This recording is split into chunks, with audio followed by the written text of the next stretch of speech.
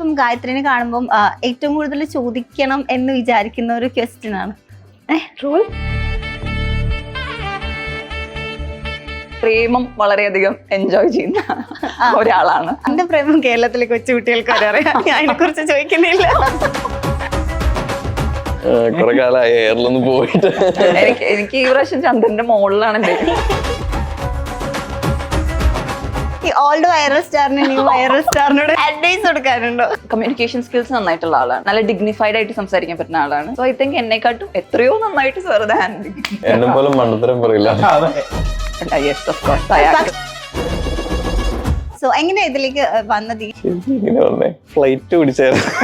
ഞാൻ എക്സ്പെക്ട് ചെയ്തു. Social media viral എന്നൊക്കെ പറഞ്ഞു കഴിഞ്ഞാൽ നമുക്ക് മലയാളി ആക്ട്രസിൽ വേറെ ആരെ? ഒരു സിനിമ എനിക്കും ദുബായിൽ ഷൂട്ട് ചെയ്യണം, കുറച്ച് നാള് ദുബായിൽ ആലോചിച്ച് നോക്കുമ്പോ നല്ല റിച്ച് ഫ്രെയിംസ് കിട്ടും.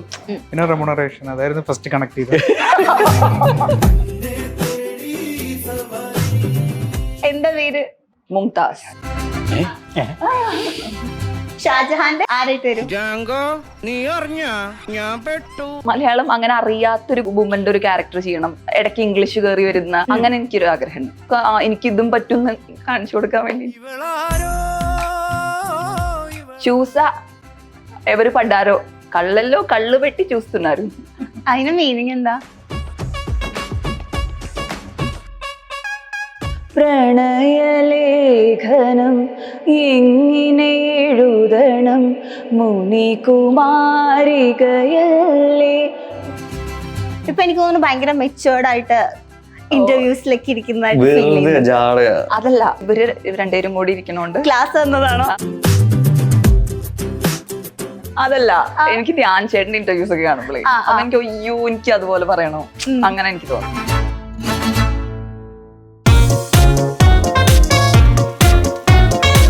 വെയിറ്റ് ലോസിന് വേണ്ടി ഒന്നും കഴിക്കാതിരിക്കല്ല വേണ്ടത്. അജ്മി ഫ്രഷ് മെയ്ഡ് റോസ്റ്റഡ് റവ, വലിയ തരികളാൽ സമ്പുഷ്ടമായത്, ഓരോ നിമിഷവും ഉന്മേഷം നൽകുന്നു. അജ്മി ഫ്രഷ് മെയ്ഡ് റോസ്റ്റഡ് റവ, വെയിറ്റ് ലോസിന് ഒരു കാരണം. ഹായ് ഹലോ, എല്ലാവർക്കും വെറൈറ്റി മീഡിയയുടെ പുതിയൊരു ചർച്ചയിലേക്ക് സ്വാഗതം. ഞാൻ Mastani and this is our show Masti with Mastani. So ഇന്ന് നമ്മുടെ കൂടെ ജോയിൻ ചെയ്തിരിക്കുന്ന ഗസ്റ്റുകൾ ഏറ്റവും പുതിയ റിലീസായ അഭിരാമി എന്ന ചിത്രത്തിന്റെ വിശേഷങ്ങളുമായി ഡയറക്ടർ ഉണ്ട്, അതിന്റെ ആക്ടറും ആക്ട്രസും എല്ലാവരും ഉണ്ട്. So hi, welcome to the show. Thank you so much. എന്തൊക്കെയുണ്ട് വിശേഷം?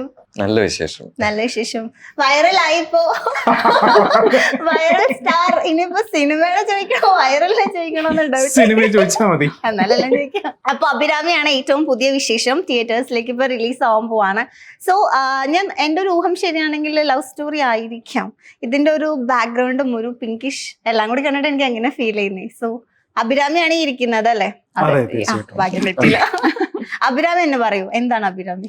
ലവ് സ്റ്റോറി മെയിൻ ത്രെഡ് തന്നെയാണ്, പക്ഷെ അതിന്റെ കൂടെ വളരെ ഒന്നുകൂടി മെയിൻ ആയിട്ടുള്ള വേറൊരു ത്രെഡും കൂടി പോകുന്നുണ്ട് എന്ന് എനിക്ക് തോന്നുന്നു. സോഷ്യൽ മീഡിയ ആണ് എനിക്ക് തോന്നുന്നു സർ മെയിൻ ആയിട്ടുള്ള ത്രെഡ്. പക്ഷെ ലവ് നന്നായിട്ട് പോകുന്നുണ്ട്. ഓക്കെ. ഇപ്പം ഹരി സെൻട്രൽ ക്യാരക്ടർ ആയിട്ടാണ് ഇതിൽ ചെയ്യുന്നത്. സോ എങ്ങനെയാ ഇതിലേക്ക് വന്നത്, ഈ ഒരു ഫിലിമിലേക്ക്? എന്റെ ക്യാരക്ടറിന്റെ പേര് മിഥുൻ. മിഥുൻ എന്നാണ് ക്യാരക്ടറിന്റെ പേര്. ശരിക്കും ഇതൊരു female oriented one and only Gayathri Suresh show ആണ്. എന്റെ തലേന്റെ ഫുൾ ഫിഗർ അല്ലല്ല, എനിക്ക് അല്ല, ഈക്വൽ സ്പേസ് ഇതുള്ള ഇതാണ്. അതെ, ഈക്വൽ ആണ്, പക്ഷെ കുറെ നേരം ഗായത്രി ഉണ്ട്. ഞാൻ ഇതിലേക്ക് വരുന്നത് എങ്ങനെയാന്ന് ചോദിച്ചു കഴിഞ്ഞാൽ ശരിക്കും ഇങ്ങനെ വന്നേ ഫ്ലൈറ്റ് പിടിച്ചായിരുന്നു. ഞാൻ എക്സ്പെക്ട് ചെയ്തു.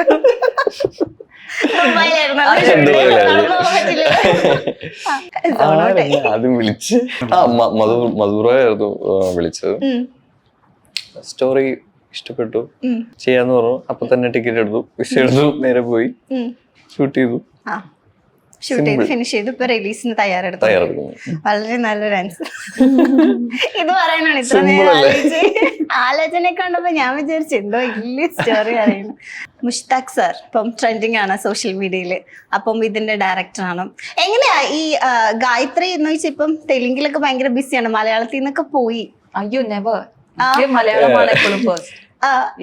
എങ്ങനെ ഇദ്ദേഹത്തിലേക്ക് വന്നത് ഈ ഒരു അഭിരാമി ക്യാരക്ടർ? അഭിരാമി ക്യാരക്ടർ എന്ന് വെച്ചാൽ അഭിരാമി എന്ന് പറയുന്നത് ഒരു സാധാരണ ജീവിതം നയിക്കുന്ന ഒരു നേഴ്സിന്റെ കഥയാണ് ദുബായില്.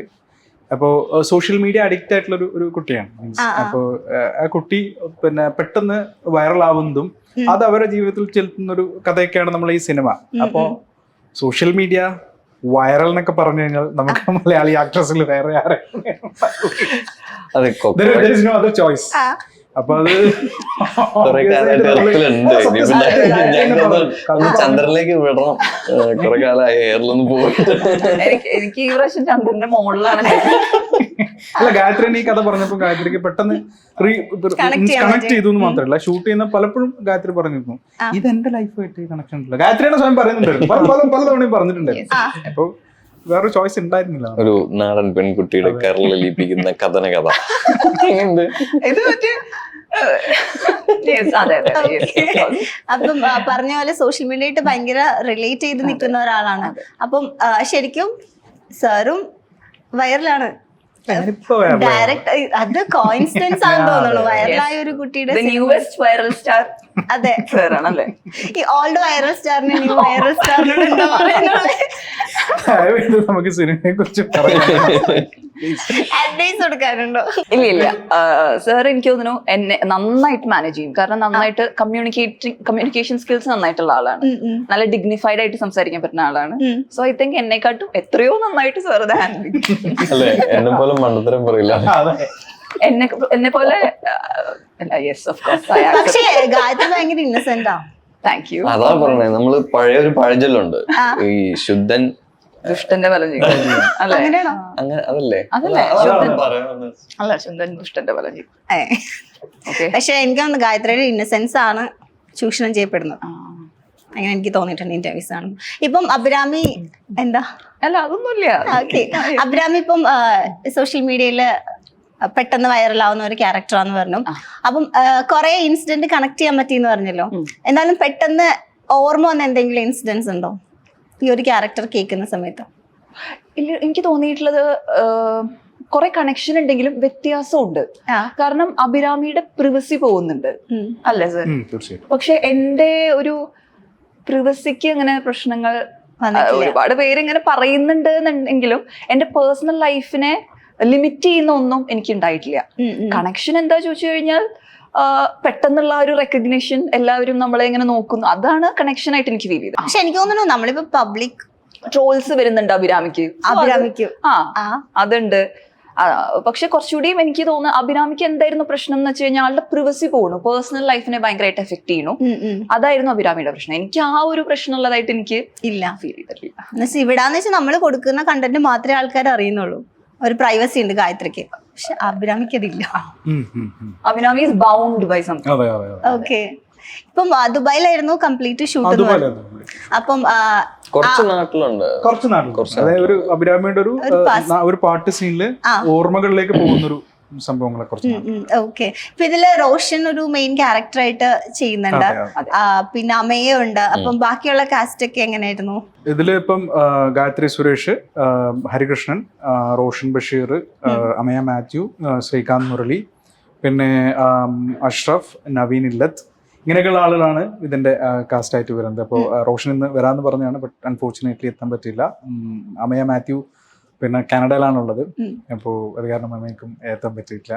ഓക്കെ, ഈ ഒരു ക്യാരക്ടർ കേൾക്കുന്ന സമയത്ത് ഫസ്റ്റ് കണക്ട് ചെയ്തൊരു, അതായത് എനിക്കിത് ചെയ്യണം, ഇതെന്റെ ഫിലിം ആണെന്നൊരു തോട്ട് വരില്ലേ, അത് ഏതൊരു മൊമെന്റിലായിരുന്നു? എനിക്ക് ഇതിന്റെ ഒരു ചെറിയ വൺ ലൈൻ അയച്ചിട്ടുണ്ടായിരുന്നു. അപ്പൊ വായിച്ചു നോക്കുമ്പോ തന്നെ കൊള്ളാലോ, സോഷ്യൽ മീഡിയ വൈറൽ എന്നൊക്കെ കേട്ടപ്പോൾ എനിക്ക് ഭയങ്കരമായിട്ട് ഇഷ്ടപ്പെട്ടു. വേറെ എനിക്ക് പെരിഫറൽ ആയിട്ടുള്ള കുറെ കാര്യങ്ങൾ എനിക്ക് ഇഷ്ടമാണ്. എനിക്ക് ഒരു സിനിമ ഇപ്പൊ നമ്മുടെ അറബിക്കഥയൊക്കെ ദുബായിൽ ഷൂട്ട് ചെയ്ത പോലെ ഒരു സിനിമ എനിക്കും ദുബായിൽ ഷൂട്ട് ചെയ്യണം എന്ന് എനിക്ക് ആഗ്രഹം ഉണ്ടായിരുന്നു. സോ അത് നടക്കാൻ പോകുന്നു. ഒരു കുറച്ച് നാള് ദുബായില് ആലോചിച്ച് നോക്കുമ്പോ നല്ല റിച്ച് ഫ്രെയിംസ് കിട്ടും. അങ്ങനെ അതും ഉണ്ടായിരുന്നു ഒരു ഫാക്ടർ. പിന്നെ റെമ്യൂണറേഷൻ, അതായിരുന്നു ഫസ്റ്റ് കണക്ട് ചെയ്തത്. അതാണല്ലോ മെയിൻ ഒക്കെ. അഫ്കോഴ്സ് ഇപ്പൊ എങ്ങനെയുണ്ടായിരുന്നു ദുബായിലെ ഷൂട്ടൊക്കെ? എന്തായാലും അഫ്കോഴ്സ് നല്ല നല്ല മെമ്മറീസ് ഉണ്ടാവും സിനിമ ഷൂട്ടിംഗ് അല്ലാതെ. എനിക്ക് കുറച്ച് ഹോം സിക്നസ് ഉള്ള മനുഷ്യനായതുകൊണ്ട് എനിക്കൊരു 3 ദിവസം കഴിയുമ്പോ ദുബായ് ബോറടിച്ചു. കാരണം നാട്ടിലെ ഭക്ഷണം ഭയങ്കരമായിട്ട് മിസ് ചെയ്യുന്നു. മിക്കപ്പോഴും അൽഫാം തന്നെ ആയിരിക്കും. പക്ഷെ എൻജോയ് ചെയ്തിട്ടോ, അടിപൊളിയായിരുന്നു. അപ്പാർട്ട് ഫ്രം ഷൂട്ടിംഗ് എന്തൊക്കെയായിരുന്നു അവിടുത്തെ ആക്ടിവിറ്റീസ് ഒക്കെ? അതിനുള്ള സമയം ഇല്ലായിരുന്നു. ഇല്ലായിരുന്നു സത്യം ഇല്ലായിരുന്നു. അതെ അതെ അതെ, എല്ലാ ദിവസവും മോർണിംഗ് ടു ഈവനിങ്, രാത്രി വരെ ഷൂട്ട് പോകുന്നത്. ഉണ്ടായിരുന്നു. ഇതിലൊരു പ്രത്യേകത എന്താന്ന് വെച്ച് കഴിഞ്ഞാൽ അഭിരാമിക്ക്, അതായത് ഗായത്രിക്ക് ഇതിൽ 76 77 സീൻസ് ഉണ്ട്. സീൻസ് അപ്പോ ഗായത്രിക്ക് ഇതില് സമയമില്ലായിരുന്നു. സത്യം പറയാന്ന് വെച്ച് കഴിഞ്ഞാൽ ഒരു ഡേ ഒരുപാട് അതും ഗായത്രിക്ക് 2 ഗെറ്റപ്പ് ഇതിൽ വരുന്നുണ്ട്. ദുബായിലും ബംഗാളിയായിരുന്നു. ബംഗാളി പിന്നെ പിന്നെ മറ്റേ ഇത് മാറുന്നത് എന്താ പറയാ, വൈറലായിട്ട് ലൈഫ് സ്റ്റൈൽ മാറുന്നു. അപ്പോൾ ഈ 2 കോസ്റ്റ്യൂമും ഹെയർ സ്റ്റൈലും ഒക്കെ ചേഞ്ച് ചെയ്യാൻ തന്നെ ഒരുപാട് ടൈം എടുക്കും. അപ്പോൾ ഗായത്രി സത്യം പറഞ്ഞാൽ ഫ്രീ ടൈം ഇല്ലാതെ ഷൂട്ട് നടക്കുന്നു. അപ്പോൾ ഗായത്രി ഒരിക്കലും എൻ്റെ അടുത്ത് പറഞ്ഞിരുന്നു, പിന്നെ ഇത് ഞാൻ ഭയങ്കരമായിട്ട് എൻജോയ് ചെയ്യുന്നുണ്ട്. കാരണം എനിക്ക് മറ്റു സെറ്റുകളിൽ പോയി കഴിഞ്ഞാൽ വിളിക്കുന്നവരിങ്ങനെ വെയിറ്റ് ചെയ്യണം എന്റെ ക്യാരക്ടർ ആവുന്നത് വരെ. ഇവിടെ ഗായത്രി തന്നെ ലീഡ് റോൾ എന്ന് മാത്രമല്ല ഒരുപാട് സീൻസ് ഉള്ളത് കാരണം ഗായത്രി റെഡി ആവുന്ന ഒരു ടൈമാണ് നമ്മൾ വെയിറ്റ് ചെയ്യുന്നത്. ഗായത്രി റെഡി ആയി കഴിഞ്ഞാൽ ഷോട്ട് റെഡി, ആ ഷോട്ട് കഴിഞ്ഞു ഗായത്രി ഞാൻ ആ സമയത്ത് പുള്ളിയുടെ അടുത്ത് അങ്ങനെ പറഞ്ഞു, അത് അപ്പുറം മാറുന്ന കരയുമായിരുന്നു. അല്ല, ഗായത്രിയുടെ ഹെയർ ഒക്കെ നമ്മൾ ഒരുപാട് ചേഞ്ച് ചെയ്യുന്നു, സ്ട്രൈറ്റ് ചെയ്യാ, കേൾ ചെയ്യാ, സ്ട്രൈറ്റ് ചെയ്യാം. അപ്പൊ ഞാൻ തന്നെ ഗായത്രിയോട് ചോദിച്ചിട്ടുണ്ട്, ഗായത്രി ഇത് ഹെയറിന് ഡാമേജ് ഇല്ല? അപ്പൊ എന്നോട് പറഞ്ഞു അതെ ഹെയറിനൊക്കെ നല്ല ഡാമേജ് ആണ് ഈ സംഭവം. പിന്നെ ഞാൻ കൂടുതൽ അവിടെ അത് കേൾക്കാൻ നിന്നില്ല, ഞാൻ ചോദിക്കേണ്ടിയിരുന്നില്ല. അപ്പൊ അങ്ങനെയൊക്കെ കുറെ സ്ട്രഗിൾ ഉണ്ടായിരുന്നു. അതിന്റെ ഭാഗമായിട്ട് തോന്നുന്നു ഹെയർ സ്ട്രൈറ്റ് ചെയ്തേ, അങ്ങനെയാണോ? ലുക്ക് നല്ല വ്യത്യാസമുണ്ട്. യെസ്, ഇന്ന് ഞാൻ സാധാരണ ഞാൻ തന്നെയാണ് മേക്കപ്പ് ചെയ്യാറ്. ഇന്ന് ഞാൻ വിചാരിച്ചു ഓക്കെ എന്നാ നമുക്കൊരു മേക്കപ്പ് ആർട്ടിസ്റ്റിനെ വിളിക്കാം. ഞാൻ കുളിച്ചു. അതുണ്ട് ഒരു കാരണം. ഇത് കഴിയട്ടെ, തിരിച്ചെന്തെങ്കിലും പറയണോ? അല്ല, അപ്പൊ ഞാൻ ഓക്കെ ഒന്നുകൂടി ഒന്ന് ട്രെൻഡി ആയിട്ട് എന്നെ പ്രസന്റ് ചെയ്യാമെന്ന് വിചാരിച്ചു. അങ്ങനെ She looks so beautiful in real. ഞാൻ ആദ്യമായിട്ട് നേരിട്ടാണ്. പിന്നെ ഇതിൽ ഇപ്പം ഒരു ലവ് സ്റ്റോറിയും കൂടി ഉണ്ടെന്ന് പറയുന്നോണ്ട് എന്തായാലും ലവ് സ്റ്റോറി ഉള്ള സിനിമകളില് കുറെ നല്ല പാട്ടുകൾ നമ്മളെ എക്സ്പെക്ട് ചെയ്യും. എങ്ങനെ ഇതിലെ സോങ്സ് ഒക്കെ എത്ര സോങ്സ് ഉണ്ട്? ഇതിൽ 2 സോങ്സ് ഉണ്ട്. പിന്നെ അത് സംഗീതം ചെയ്തിരിക്കുന്നത് സിബു സുകുമാരൻ, ജോ പോളിന്റെ ലിറിക്സ് ആണ്.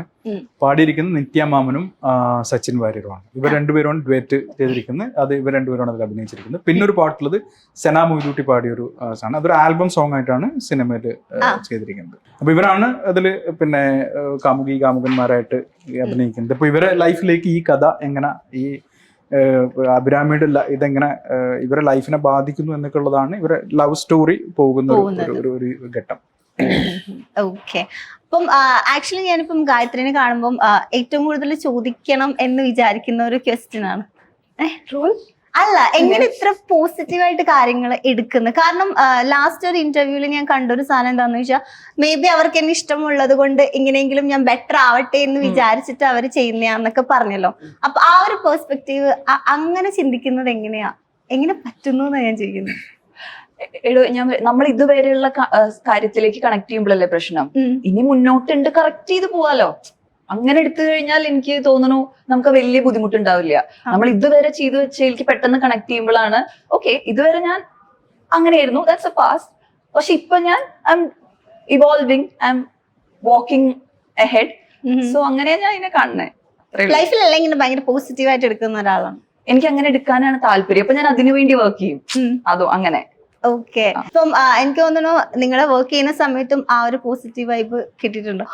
പിന്നെ ഭയങ്കര പോസിറ്റീവ് അല്ല, ഇവിടുന്നും കിട്ടിയിട്ടില്ലേ? അപ്പൊ ഒബ്വിയസ്ലി എല്ലാം പോസിറ്റീവ് ആയിരുന്നല്ലേ. എനിക്ക് ഇഷ്ടമുള്ള വളരെ ഇഷ്ടമുള്ള 2 വ്യക്തികളാണ്. ഇതൊക്കെ റിയലി നോസ് ദാറ്റ്. ശരിക്കും അറിയാം, അദ്ദേഹത്തിന് നന്നായിട്ട് അറിയാം. ഇപ്പൊ ഗായത്രിനെ കുറിച്ച് ഇപ്പൊ മലയാളം കഴിഞ്ഞ് തെലുങ്കൊക്കെ പോയി. പക്ഷെ ഇപ്പം തെലുങ്കില് അമ്മയായിട്ട് അഭിനയിച്ച തെലുങ്കല്ലേ ഗന്ധർവ, ആ ഗന്ധർവൻ, അതിലിപ്പം ഏറ്റവും കൂടുതൽ കമന്റ്സ് തൃശ്ശൂർ സ്ലാങ്. അത് എപ്പോഴെങ്കിലും ഒരു ബുദ്ധിമുട്ടായിട്ട് ഫീൽ ചെയ്തിട്ടുണ്ടോ? ഇതെന്താ വെച്ചാൽ അഭിനയിക്കുന്ന സമയത്ത് വേറെ ആളെ കൊണ്ട് ഡബ് ചെയ്യാമെന്നാണ് നമ്മളെല്ലാരും വിചാരിക്കുന്നത്. അവരൊക്കെ വേറെ ആളെ വെച്ച് ഡബ് ചെയ്യാന്ന് വിചാരിക്കുന്നത്. അപ്പൊ ഞാൻ എന്താ വെച്ചാൽ എന്റെ അതേ ശൈലിയിൽ ഡയലോഗ് പഠിച്ചിട്ട് അതേ രീതിയിൽ പ്രസന്റ് ചെയ്യും. എന്നാലും എനിക്ക് മര്യാദയ്ക്ക് പറ്റുള്ളൂ, ഇമോട്ട് ചെയ്യാൻ പറ്റുള്ളൂ. അപ്പൊ അത് കഴിഞ്ഞിട്ട് ഇവര് ഡബിങ്ങിനെ വേറെ ആളെ വെച്ച് ചെയ്തപ്പോ ഇവർക്ക് എന്റെ പൈലറ്റ് ഭയങ്കരമായിട്ട് ഇഷ്ടമായി. സത്യമായിട്ട് പറയണ ഏതാണ്? చూస ఎవరు పడ్డారో కళ్ళల్లో కళ్ళు పెట్టి చూస్తున్నారు. അതിന് മീനിങ് എന്താ? കണ്ടു ആരാ വീണേന്ന്, കണ്ണും ഉടക്കിയിട്ട് അങ്ങോട്ട് വീഴാൻ നിക്കുക അങ്ങനെ. സോ അത് പൈലറ്റ് ഇഷ്ടമായി. പൈലറ്റ് ഇഷ്ടമായി പറഞ്ഞു, ഇതേ സ്റ്റൈലിൽ തന്നെ ഡബ് ചെയ്തോളാൻ പറഞ്ഞു. അങ്ങനെ അല്ലാതെ നമ്മളൊരു വേണച്ച് ചെയ്ത ഒരു കാര്യമല്ല, നമ്മള് അത് അങ്ങനെ എന്തോ മനസ്സിലുള്ള ഒരു ആഗ്രഹം അങ്ങനെ വന്നു എന്ന് പറഞ്ഞ പോലെ ഉണ്ടായതാണ്. അവിടെ ഇപ്പൊ ഒരു കൾട്ട ആൾക്കാരുണ്ട് ഈ ഭാഷ സംസാരിക്കുന്നത്, ഗായത്രി സംസാരിക്കുന്ന പോലെ സംസാരിക്കുന്ന തൃശ്ശൂർ സ്ലാങ്ങില്. അന്നാണ് എന്റെ ആഗ്രഹം. അല്ല, നമ്മൾ അങ്ങനെ ഇൻഫ്ലുവൻസ് ചെയ്യാലോ അല്ലേ സാർ? തീർച്ചയായിട്ടും. ഞാനും ബേസിക്കലി തൃശ്ശൂരാണ്. അതെയോ? എവിടെ? കൊടുങ്ങല്ലൂർ. കൊടുങ്ങോ?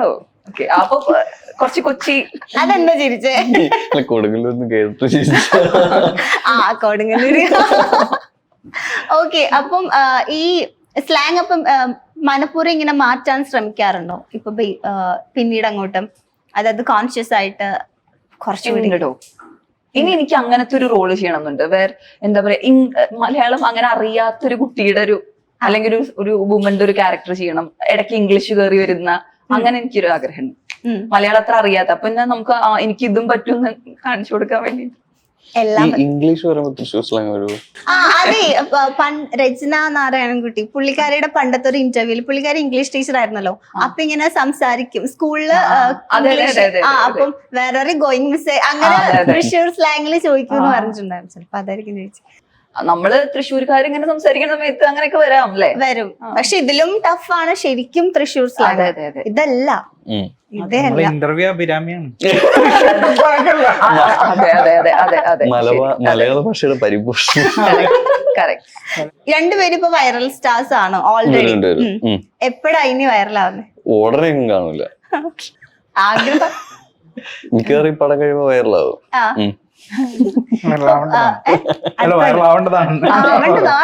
ആവാനുള്ളത് ഈ സിനിമയിലുണ്ട്. ഉണ്ട്. പിന്നെ നല്ലൊരു പാട്ടുണ്ട്, നല്ലൊരു റൊമാൻറ്റിക് പാട്ടുണ്ട്. പിന്നെ ഞങ്ങൾ രണ്ടുപേരും പിന്നെ സാറിലേക്ക് വരുമ്പോ എന്തായാലും സമകാലീനമായിട്ടുള്ളൊരു വിഷയമാണ്. ശരിക്കും എന്താണ് ഈ കൊച്ചു മലയാള സിനിമയിൽ സംഭവിക്കുന്നത്?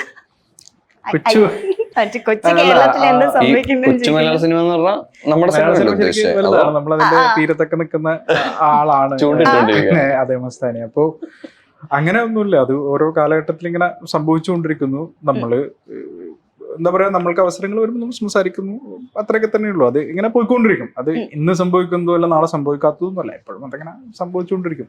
ചിലതിന് ജനശ്രദ്ധ കിട്ടും, ചിലതിന് ജനശ്രദ്ധ കിട്ടില്ല. ഇപ്പൊ എന്റെ വിഷയമൊക്കെ 10 വർഷം മുമ്പ് നടന്നതാണ്. ആ സമയത്ത് ജനശ്രദ്ധ കിട്ടിയില്ല, ഇന്ന് ജനശ്രദ്ധ കിട്ടി. പിന്നെ ഇന്നാണല്ലോ ഈ വൈറൽ എന്നൊക്കെ പറയുന്ന സാധനം ഉള്ളത്. അങ്ങനെ ഇല്ലല്ലോ. സോഷ്യൽ മീഡിയ പെട്ടെന്ന് ഇടാ, ആൾക്കാർ കാണുക, അതൊന്നും ഇല്ല. അപ്പോൾ അതിന്റെയൊക്കെ ഒരു ഇൻഫ്ലുവൻസ് ആണ്. പിന്നെ ഈ ലൈക്കും ഷെയറും ഇതിന്റെ വ്യൂ ഒക്കെ നോക്കിയിട്ടാണ് ആൾക്കാർ വൈറലാണോ അല്ലേ എന്നൊക്കെ പറയുന്നത്. അല്ലാണ്ട് ഇപ്പൊ ഇന്നലെ എന്റെ കൂടെ ഉള്ള ഒരാളുണ്ടായിരുന്നു, പുള്ളി ഞാനാണ് ആ വ്യക്തി എന്നറിയില്ല, പുള്ളി ആ സ്റ്റാറ്റസ് ഒക്കെ കണ്ടിരുന്നു. ഞാനാണെന്ന് പറഞ്ഞപ്പോഴാണ് പുള്ളി നീ ആണോ അത് എന്ന് ചോദിക്കുന്നത്. അപ്പൊ ഞാൻ പറയുന്നത് ഇതൊക്കെ ഒരു പെരിഫറൽ, നേരത്തെ ഉപയോഗിച്ച പെരിഫറൽ ആയിട്ടുള്ള സാധനങ്ങളാണ്. റിയൽ ലൈഫിന് ഇത് ബാധിക്കുന്നൊന്നുമില്ല ഈ കാര്യങ്ങൾ. ഇപ്പൊ നിങ്ങൾ വൈറൽ എന്നൊക്കെ പറയുന്നുള്ളൂ, എനിക്ക് തോന്നുന്നില്ല ആരെങ്കിലും ഇത് അറിയുന്നുണ്ടോ കാണുന്നുണ്ടോ എന്നുള്ളത്. നമ്മൾക്കത് ഇമ്പോർട്ടൻ്റ് ആയതും നമ്മളത് ശ്രദ്ധിക്കുന്നു എന്ന് മാത്രം. അതാണ് ഗായത്രി എനിക്കൊന്ന് ലൈഫിലേക്ക് എടുത്തിരിക്കുന്ന സാധനം, അതാണ് ഗായത്രി അല്ലേ. നമ്മുടെ ലൈഫിലേക്ക് നമ്മൾ ഇത് ചെയ്യുന്നില്ല. Let it happen there. അതൊരു വെർച്വൽ വേൾഡ് ആണ്. ആ വെർച്വൽ വേൾഡിൽ ഈ സാധനങ്ങളൊക്കെ നടന്നോട്ടെ, ഞാൻ എൻ്റെ റിയൽ ലൈഫിലേക്ക് ഞാൻ അതിനെ കണക്ട് ചെയ്യുന്നില്ല. അപ്പൊ അതുപോലെയാണ് എല്ലാ സംഭവങ്ങളും. നമ്മൾ അതിനധികം മൈൻഡ് ചെയ്യേണ്ട, അത് ഇങ്ങനെ പോകും. ഈ സോഷ്യൽ മീഡിയയുടെ ഇൻഫ്ലുവൻസ് ഈ പറഞ്ഞ പോലെ സിനിമയുടെ റീച്ചിനെയും അതേപോലെ ആക്ടേഴ്സിന്റെ റീച്ചും അല്ലെങ്കിൽ അവരുടെ പേഴ്സണൽ ലൈഫിനെയൊക്കെ അഫക്ട് ചെയ്യുന്നതായിട്ട് തോന്നിയിട്ടുണ്ടോ ആസ് എ ഡയറക്ടർ മാറി നിന്ന് നോക്കുമ്പോൾ? ഈ പറയുന്ന സോഷ്യൽ മീഡിയയിൽ ഇൻഫ്ലുവൻസ്, ഇപ്പൊ ഒരു ചെറിയ കാര്യം കിട്ടുമ്പോൾ തന്നെ അത് ട്രോൾ ആവുന്ന, വീഡിയോ എടുക്കുന്ന, റിയാക്ട് ചെയ്യാൻ കുറെ ആൾക്കാർ, അങ്ങനെ കുറെ ഗ്രൂപ്പ് ഉണ്ട്. അതെനിക്കൊന്ന് ഗായത്രിയാണ് അതിന് ഉത്തരം പറയേണ്ടത്. പക്ഷെ ഗായത്രി ഇപ്പൊ പുറത്തുനിന്ന് നോക്കാന്ന് പറഞ്ഞാൽ ഞാൻ ഗായത്രി നേരത്തെ പറഞ്ഞപ്പോൾ ഇന്റർഫിയർ ചെയ്യേണ്ടത്, കാരണം സത്യത്തിൽ ഗായത്രിയാണ് നമ്മൾ അതിൽ ഇത് ചെയ്യേണ്ടത്, എന്താ പറയാ, പിന്നെ മാതൃകയാക്കേണ്ടത്. ഗായത്രി സത്യത്തിൽ ഗായത്രിയുടെ ലൈഫിൽ ആ സാധനങ്ങൾ ഞാൻ ഗായത്രി ഇരുത്തിക്കൊണ്ട് പോക്കാന്ന് പറയാൻ പറ്റില്ല. വളരെ പിന്നെ ആസ് എ പേഴ്സൺ വളരെ ജെന്യൂൻ ആയിട്ടൊരു ഒരാളാണ്. ഗായത്രി നേരത്തെ പറഞ്ഞ പോലെ നമ്മുടെ ലൈഫിലേക്ക് നമ്മളത് എങ്ങനെ എടുക്കുന്നു എന്നുള്ളടുത്താണ് ഈ കാര്യങ്ങളൊക്കെ കിടക്കുന്നത്. അപ്പോൾ ഗായത്രി ഭയങ്കര പോസിറ്റീവ് ആയതുകൊണ്ട് she's not taking it to her personal life. അതെങ്ങനെ ഇതായിട്ട് പോവാണ്. അപ്പോൾ ഒരാൾ എടുക്കുന്ന പോലെ ഇരിക്കും. ഒരാൾ ഇപ്പൊ നിങ്ങൾ ഞാൻ വൈറലായി എന്ന് പറയുന്ന സത്യത്തിൽ I don't like that word. എനിക്ക് പേടിയാവാണ് ഞാൻ വൈറലായി എന്ന് പറയുമ്പോൾ. I don't deserve to be viral. എനിക്ക് ആ സത്യത്തിൽ ആഗ്രഹമില്ല. ഞാനൊരു അവസരം വന്നപ്പോൾ ഞാൻ കാര്യങ്ങൾ സംസാരിച്ചു എന്ന് മാത്രമേ ഉള്ളൂ. അപ്പോൾ അതിങ്ങനെ വൈറലാവണമെന്നോ ആളുകൾ അതിനെക്കുറിച്ച് പറയണമെന്നോ എനിക്ക് ഇല്ല. അങ്ങനെ ഉണ്ടല്ലോ മീൻസ് ഒരാൾ എടുക്കുന്ന സൈഡിൽ കൂടി പോവാം. സിംപ്ലിസിറ്റിയില് പേടിയാണ്, വേറെ ഒന്നുമില്ല. അല്ലാണ്ട് നിങ്ങളല്ലേ വൈറലിന് ഇപ്പൊ ചോദിച്ചില്ലേ, ആ സാധനം എനിക്ക് വേണ്ടെന്നുള്ളതാണ്. അത് വേണ്ട. ഇപ്പം അഭിരാമിയും ഗായത്രിയും വെച്ച് നോക്കുമ്പം അഭിരാമിയും ഗായത്രിയും തമ്മിൽ എന്തെങ്കിലും ഇപ്പം അഭിരാമി ഇങ്ങനെയാണ് ഗായത്രി ഇങ്ങനെയാണെന്ന് പറയുന്ന എന്തെങ്കിലും ഒരു 2 ഫാക്ടേഴ്സ് ചോദിച്ചാൽ എന്തൊക്കെയായിരുന്നു? എന്റെ അഭിരാമിയുടെയും ചിന്ത സെയിം ആണ്, ഞാൻ അഭിരാമി ഇങ്ങനെ ചെയ്യുള്ളൂ എന്നൊക്കെ ഒരു സാധനം കണക്ട് ചെയ്യും. ജോവിയൽ പേഴ്സണാലിറ്റി ആണ്, എന്താ ഫൺ ടു ബി വിത്ത് ആണ്, ഫൺ ലവിങ് ആണ്, അതൊക്കെയാണ് ഒരു സിമിലാരിറ്റി എന്ന് പറയാൻ. പിന്നെ എനിക്ക് തോന്നുന്നു ഞാൻ ചെയ്യുന്ന എല്ലാ ക്യാരക്ടേഴ്സിലും എനിക്ക് എന്റെ എന്തെങ്കിലുമൊക്കെ കൊണ്ടുവരാൻ എനിക്ക് ഇഷ്ടമാണ്. പിന്നെന്താ സിമിലാരിറ്റി ചോദിച്ചു കഴിഞ്ഞാൽ ഈ സോഷ്യൽ മീഡിയ സിമിലാരിറ്റി ഉണ്ട്. പിന്നെ പ്രേമം വളരെയധികം എൻജോയ് ചെയ്യുന്ന ഒരാളാണ്. ഞാനത് നല്ല രീതിക്ക് പറഞ്ഞത് കേട്ടോ. She's loving. സോ അങ്ങനെ നമുക്കത് ഇഷ്ടപ്പെട്ടു. നിവിൻ പോളി മറ്റു സിനിമയിൽ പറഞ്ഞ പോലെ എന്റെ പ്രേമം കേരളത്തിലെ കൊച്ചുകുട്ടികൾക്ക് അറിയാം, ഞാൻ അതിനെ കുറിച്ച് ചോദിക്കുന്നില്ല. പക്ഷേ ഉണ്ടല്ലോ ഇപ്പം ഗായത്രിയില് ഞാൻ കണ്ടു കുറെ ഒരു ചേഞ്ചസ് ഉണ്ട്. ഇപ്പൊ എനിക്ക് തോന്നുന്നു ഭയങ്കര മെച്ചുവേർഡ് ആയിട്ട് ഇന്റർവ്യൂസിലൊക്കെ ഇരിക്കുന്നതായിട്ട് ഫീൽ ചെയ്യുന്നു. അതല്ല, എന്താ പറയാ, ഇവര് രണ്ടുപേരും കൂടി ഇരിക്കണോണ്ട് ക്ലാസ് തന്നതാണോ? അല്ല, അതുകൊണ്ടല്ല. നമ്മൾ കുറച്ചൊക്കെ അങ്ങനെ ആയിരിക്കും. കുറച്ച് ഹിമാലയത്തിൽ പോയി കുറച്ച് യോഗ പരിപാടിയൊക്കെ അല്ലേ? എന്തോ അതല്ലടോ, മെച്ചുവേർഡ് ആയോ? Somewhere I like it, but somewhere I want to be, I want to be innocent. പക്ഷെ കുറച്ച് മെച്ചുവേർഡ് ആയി തോന്നണം. ഓക്കെ, അത് പിന്നെ നമ്മൾ എനിക്ക് തോന്നുന്നു മുന്നോട്ട് പോകുന്നവരെ പാഠങ്ങൾ പഠിച്ച്. അതെ. പക്ഷെ എപ്പോഴെങ്കിലും ഇങ്ങനെ ആലോചിച്ചിട്ടുണ്ടോ സോഷ്യൽ മീഡിയസിലാണെങ്കിൽ ഇപ്പം അങ്ങനെ പറയണ്ടായിരുന്നു, അല്ലെങ്കിൽ അന്ന് ഞാൻ കുറച്ച് കൺട്രോൾ ചെയ്യണമായിരുന്നു, അങ്ങനെ എപ്പോഴെങ്കിലും? ആ സമയത്തൊന്നും തോന്നിയിട്ടില്ല. പിന്നീട് ആ സമയത്തൊക്കെ ഇനിയും പറയണം എന്നാ തോന്നിയിട്ടില്ല. പക്ഷെ പിന്നീട് നമ്മൾക്ക് തോന്നും പറയേണ്ട ആവശ്യമില്ല എന്നൊക്കെ തോന്നും അവസാനം. പക്ഷെ ഇപ്പൊ എനിക്ക് ഭയങ്കരമായിട്ട് പറയാൻ തോന്നുന്നു. പറഞ്ഞു ഞാൻ കണ്ട നിങ്ങളല്ല, നിങ്ങൾ കണ്ട ഞാൻ. ശരിക്കും അതല്ല, എനിക്ക് ധ്യാൻ ചേട്ടന്റെ ഇന്റർവ്യൂസ് ഒക്കെ കാണുമ്പോഴേ അതെനിക്ക് എനിക്ക് അതുപോലെ പറയണോ അങ്ങനെ എനിക്ക് തോന്നും. ഇപ്പൊ ഭയങ്കര ഫൺ ലവിംഗ് ആയിട്ട് പറയുന്ന ആൾക്കാരുടെ ഇന്റർവ്യൂസ് കാണുമ്പോ ഞാൻ കൗണ്ടർ എനിക്ക് അടിക്കണം. അതെ. ഓക്കെ, അവൾ എന്തായാലും ഇത്ര സംസാരിച്ച സ്ഥിതിക്കും കൂട്ടത്തിൽ ഗായത്രി കുറച്ചുകൂടി നല്ലോണം സംസാരിക്കുന്നുണ്ട്. ഗായത്രിക്ക് ചെറിയൊരു ടാസ്ക് തരാം. ഓക്കെ, ഞാനൊരു ലെറ്റർ തരും. അപ്പം ഞാൻ ചോദിക്കുന്ന എല്ലാ ക്വസ്റ്റ്യൻസിനും ആ ലെറ്റർ വെച്ചിട്ട് വേണം ആൻസർ പറയാൻ. ശരി, ഏത് ലെറ്റർ കൊടുക്കണം? നിങ്ങൾ പറ. ഇംഗ്ലീഷാ മലയാളം? മതി. അത് വെച്ചിട്ട് ഒരു വേർഡ്സ് മാ വെച്ചിട്ട് വേണം ആൻസർ പറയാൻ. ഇപ്പൊ പേരെന്താ ചോദിച്ചാ മാളു എന്ന് പറയാം, മാളവിക, അങ്ങനെ. ഇങ്ങനെ ഭയങ്കര ഇന്റലക്ച്വൽ അത് വേണ്ട, നോർമൽ. മണ്ടത്തരാണ് വേണ്ടത്, അതാണ് കണ്ടന്റ് വേണ്ടത്. എന്താ പേര്? മുംതാസ്. ഷാജഹാന്റെ ആരായിട്ട് വരും? മകളുടെ അമ്മ. മകൾ. ഈ താജ്മഹൽ മുംതാസ് കണ്ടിട്ടില്ലാത്തത് കൊണ്ട് താജ്മഹൽ ഫേക്ക് ആണെന്ന് പല ആൾക്കാരും പറയുന്നുണ്ട്. അതിനോട് യോജിക്കുന്നുണ്ടോ? മതി, മനസ്സാവാച യോജിക്കുന്നില്ല. മേക്കപ്പ് ആരാ ചെയ്തേ? മുഷ്താഖ്. പെട്ടെന്നല്ലേ ഒരു മലയാളി മങ്ക. മാലാഖെ പോലെ എന്റെ ഹെയർ സ്റ്റൈൽ. ഇപ്പം മഴക്കാലമൊക്കെ വന്നല്ലോ, അപ്പൊ ഏറ്റവും കൂടുതൽ മിസ് ചെയ്യുന്ന എന്താ? മഴക്കാലമാണ്. അടുത്ത ചോദിക്കൂട്ടോ. മഴയില്ലായ്മ. ദുബായിൽ പോയപ്പോ ഏറ്റവും കൂടുതൽ എൻജോയ് ചെയ്ത എന്തായിരുന്നു? മണ്ടത്തരം. മന്തി. അഭിരാമി സിനിമയില് ഏറ്റവും ഇമ്പോർട്ടന്റ് ആയിട്ടുള്ള ഒരു കാര്യം? മുഷ്താഖ്. മായാണ് പറഞ്ഞത്. തൃശ്ശൂർക്കാരുടെ അഭിമാനം എന്താന്ന് ചോദിച്ചാൽ എന്ത് പറയും? തൃശ്ശൂരുടെ അഭിമാനം മുല്ലപ്പൂ. കുഴപ്പമില്ല, എന്റെ ജ്വല്ലറീസ് ഒന്നും ഇടാത്തെ? മടി. നിങ്ങൾക്കൊക്കെ എന്ത് പെട്ടെന്നാ കിട്ടുന്നത്? ലൈഫിൽ ഏറ്റവും കൂടുതൽ ചെയ്യാൻ ഇഷ്ടമുള്ള ഒരു കാര്യം? മയക്കം. ഇഷ്ടമല്ലാത്തൊരു കാര്യം? മറക്കൽ. ഇനി ചെയ്യണമെന്ന് ആഗ്രഹമുള്ള ഒരു കാര്യം?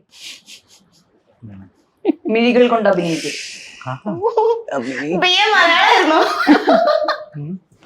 ഓക്കെ, ഇപ്പം പ്രേക്ഷകരോട് എന്താ പറയാനുള്ള അഭിരാമി സിനിമയെ കുറിച്ച്? മനസ്സ് നിറയ്ക്കുന്ന ഒരു സിനിമ. സൂപ്പറായിട്ട് ചെയ്തു കേട്ടോ. Thank you. ഞാൻ ഇത്രയും വിചാരിച്ചു മിഴികൾ കൊണ്ട് അഭിനയിക്കാന്നൊക്കെ. അപ്പം ജൂൺ 7 അഭിരാമി തിയേറ്റേഴ്സിലേക്ക് എത്താണ്.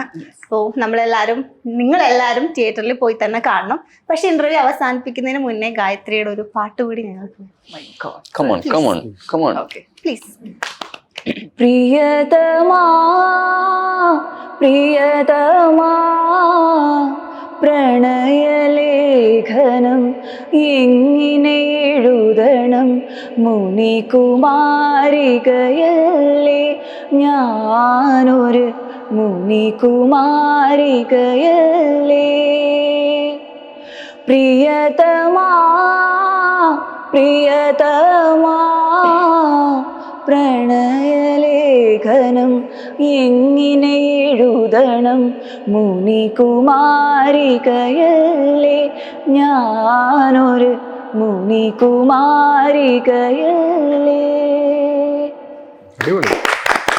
സൂപ്പർ.